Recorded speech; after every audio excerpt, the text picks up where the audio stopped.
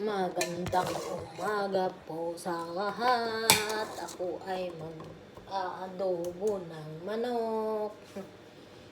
Tsaka mag-steam lang ako ng ano.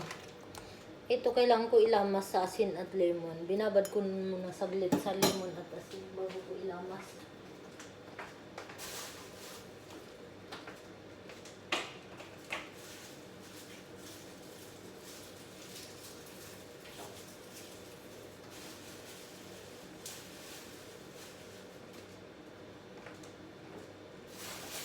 Siyempre, mayroon akong bawang at pulang sibuyas.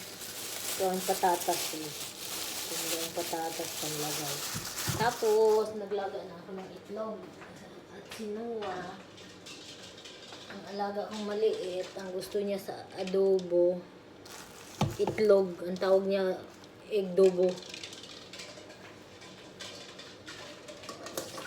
Ihalo ko to sa aking adobo, ang aking itlog.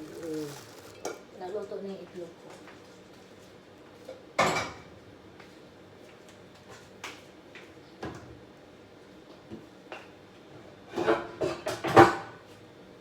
Ito ko na lang ano yung aking adobo. Kunti lang naman yan. Hindi naman masabaw.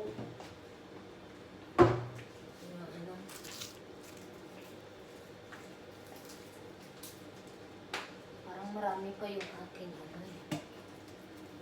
kanin. Mamaya na lang ako saing pang hapon. Kami lang ng mga bata kakain eh. Wala sila mga sa office. Gabi na darating namin. Hindi na uuwi.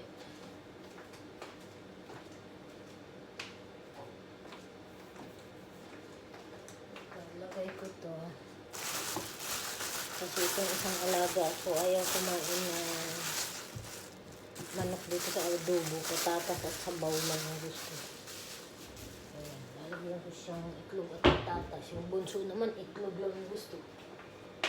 Ayaw ng karning